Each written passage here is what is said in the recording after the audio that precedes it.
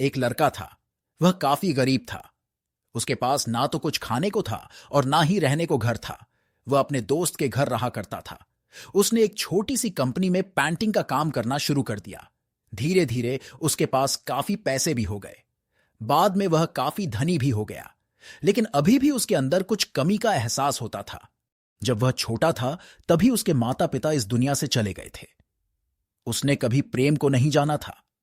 एक दिन जब वह अपने किसी काम से बाहर गया था तो उसे एक लड़की दिखी जो कि काफी अच्छी और खूबसूरत थी। उसको देखते ही इस लड़की को उस लड़के से प्रेम हो गया। वह काफी देर तक उस लड़के को देखती रही। कुछ देर बाद वह लड़की वहां से चली गई। कुछ दिनों तक यह लड़का उस लड़की को खोजता रहा लेकिन वह लड़की न मिली। लेकिन नियति ने उस लड़के से इस लड़की को मिला दिया। वह लड़की इस लड़के के घर काम की तलाश में आई थी। लड़के ने लड़की को तुरंत घर के काम के लिए रख लिया। जब वह लड़की इस लड़के से मिलने आई थी तो उस समय इस लड़के ने कुछ शब्द भी साफ से नहीं बोल पा रहा था, जिससे लड़की को लगा कि यह लड़का गूंगा है। लड़का भी जान गया था कि यह लड़की हमें गूंगा समझती है। इसके साथ ही साथ यह लड़की समझ गई थी कि यहाँ लड़का इस घर का नौकर है ना कि मालिक है। अब जब भी यह लड़का उस लड़की के पास जाता तो गूंगा बन जाता है। धीरे धीरे वह लड़की इस लड़के पर काफी रहम खाने लगी। अब उसे इस लड़के के लाचारी पर प्यार होने लगा। लेकिन फिर वह लड़की एक बात से डर कर पीछे हट जाती थी। इस लड़की के भी माता पिता बचपन में ही मर चुके थे। इस लड़की को इसके चाचा ने पाला था और वह चाहता था कि वह जब तक जिंदा रहे यह लड़की उसके खाने और पीने का पैसा दे। लड़की का प्रेम हद से भी बाहर जाने लगा। लड़के के एक खांसी पर भी वह लड़की दौड़े उस लड़की के पास पहुंच जाती थी। अब लड़का भी समझ गया कि इस लड़की को मुझसे प्रेम हो गया है। लड़का भी बहुत ज्यादा उस लड़की से प्रेम करता था। उसने पहले लड़की के बारे में सब कुछ पता किया। जब उसे सब पता चल गया तो वह बहुत रोने लगा क्योंकि उसने गूंगे होने का झूठ बोला था। अब वह दिनों रात रोने लगा। लड़की अपने सैलरी में से लड़के की इलाज करवाने को कहती थी।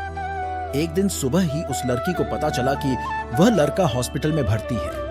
वह दौड़ते हुए जब हॉस्पिटल में पहुंची तो उसने देखा कि लड़का बेड पर बेहोश पड़ा है। उसके आसपास काफी मशीन लगी हुई थी।